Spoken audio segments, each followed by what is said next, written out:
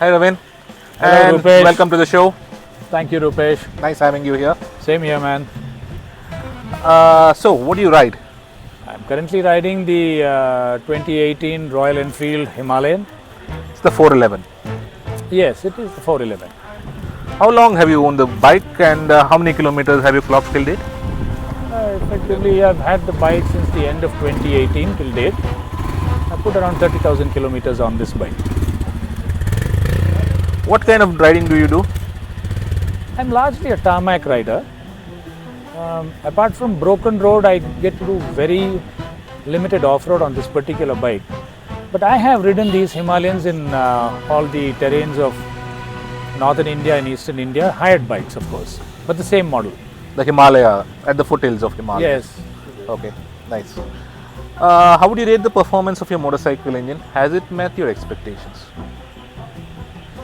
Well, given my riding abilities, I think it does match my expectations. Though on the highway, one feels the need for a few more horses, which I seem to have got when I did a few engine modifications with Mr. Suminder Singh. We'll come to that.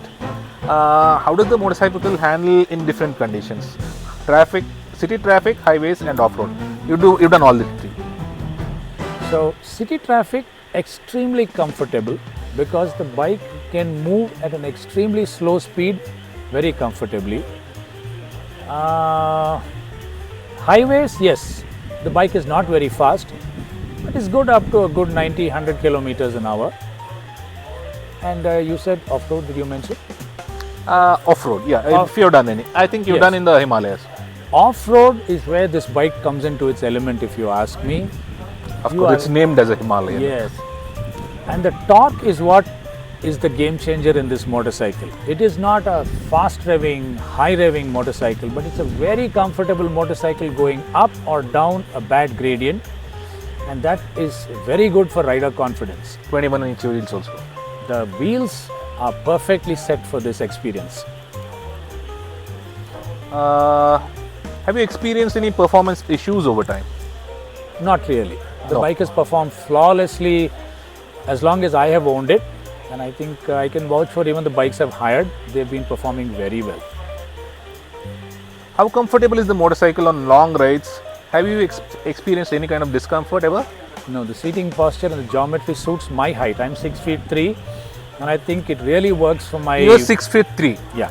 But this bike, if I remember correctly, Royal Enfield wanted to make the bike accessible for shorter riders. Am I right? That's what they have not done in this bike, but definitely done in the new Himalayan Okay. with the various seat height adjustments available stock. So, if I'm not wrong, even a shorter guy can ride this bike very comfortably.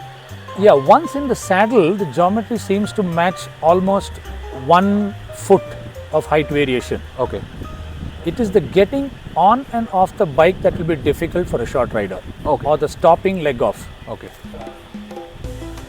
Do you find the seating position and ergonomics suitable for your riding style? Yes, very comfortable for me, and it's a lovely seat they have put there.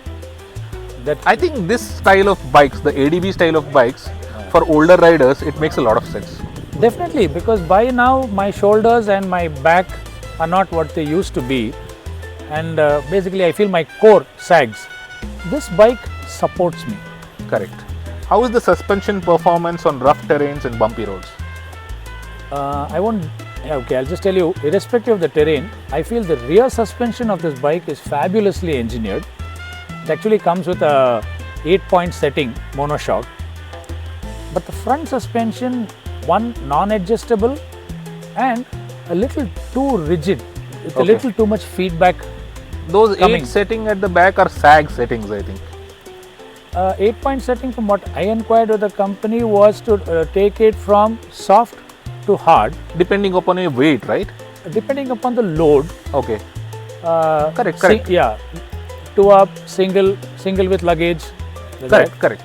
But that 8-point setting, I feel, cannot be exploited because there is no tool supplied by the company In the toolkit. in the toolkit. Oh. And the second thing is, you can't use a custom tool because the location of the point where you adjust it is not accessible. Even a easily. wrench won't work? No, it will not. It's in Oh, fact God. a problem. Okay. How reliable has the bike been to you? extremely reliable. It has one issue. If you get past it, the cone set, you have to replace the cone set every year, because as I've seen several cone sets come out of this bike, 3 actually. Your They've bike all has come gone out through three three concepts. cone sets, yeah, Okay. since I have owned it, Okay. since 2018, and they have all been rusted. And that's Okay. one strange thing I find, one point of bad metallurgy. There is no rubber gasket or something? No, there is some kind of a metal gasket. Okay. Fine. How are the spare parts sourced out? Are they easy to find? Extremely easy to procure in any Enfield outlet, very cheap, and a very good standard of manufacture for spares. That's one thing we need to talk about, the accessibility of the servicing centers for this bike. They have a vast network compared to a lot of other motorcycles. So if you take my KTM, it's quite sparse, the service network. This has a very wide network, yeah. You go to Himalayas, you have. You go down south, you have. Yeah. East, you have. West, you have. So it's like, I mean, they seem to have taken service more into account than sales. good. One thing they've done well. What's the fuel efficiency then? Initially, I used to get a measly 25 kilometers on highway, but that was at a point in time when my engine was not modified or tuned by Somendra Singh. Okay. But after he has touched the bike, I get anything between 40 and 45 on the highway. How much were you getting earlier? I'm sorry. 25. I never bothered to Oh, check it's the like city mileage. 20 kilometers more It than is- what you used to It get. is nearly double. This is something that I find very hard to believe myself, but I checked it. I started doing not just the 5 liter to 10 liter thing. We got the 1 liter measure, strapped it on, took it going up and down to Hunsur. Okay. That's amazing mileage actually. Phenomenal mileage. Phenomenal mileage. How would you rate the overall cost of ownership? Cost. Oh, very frugal. Frugal? Very, doesn't cost much to own and run a Himalayan. Okay. I hope they carried the same characteristics with the new Himalayan. How do you rate the build quality of your motorcycle? Build quality, well, it's a very strong bike.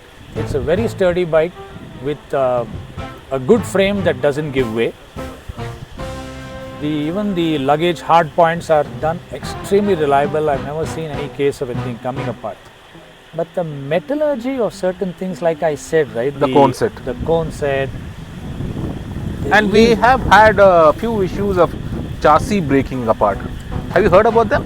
Yeah, unfortunately, I happen to know the riding company that hired this bike on a video that went viral. Okay. It is just a case of bad maintenance by the vendor, and the customers were abusing that motorcycle. These Okay. are higher motorcycles. See, the bike which broke was not a privately owned bike. Okay. You satisfied with the technology and features? Anything you want more? Okay, frankly, given my the extent of my riding skills, what I was really looking for was a stable suspension, an effective ABS. It is really effective. It has been a lifesaver on a couple of occasions. And I don't look for more features. Is it a dual channel ABS, like Yes, front it and is, back? yes, it is a dual channel. And you can put the back off? No, that came in the next version, which is the BS6. Okay, okay. Mine is the BS4. Okay. So the BS6 came with a switchable ABS. So you can't brake and slide the bike. Not really, but it's very simple. You just need to open one screw, I know. which I have done while coming down severe gradients. Just disable the rear ABS. Okay. I don't see the need to So disable if the you front disable ABS. doesn't it throw up an error or something? No? The ABS light stays on. Okay. That's But the it only doesn't error. switch the bike off. It doesn't do anything that way. Okay, fine. Any problems with the electronics so far? None whatsoever, because I've stayed true to the advice of my previous owner, which was not to get into adding anything electrical to the Any motorcycle. auxiliary or lights? Nothing. I have not done anything to that effect, and the electronics have served me in How all is the weather. battery life? Battery life is phenomenal. This bike has had just one battery change from 2018. Okay, so it's been like what, 5 years now? Yeah, it ran nearly 4 years on one battery, Okay. and I think one battery change after that. But that battery change also was because I had a surgery. I couldn't ride the bike for a while, and then the corona thing happened also. Okay. So the bike was static for quite a while. Okay. What do you like the most about your bike?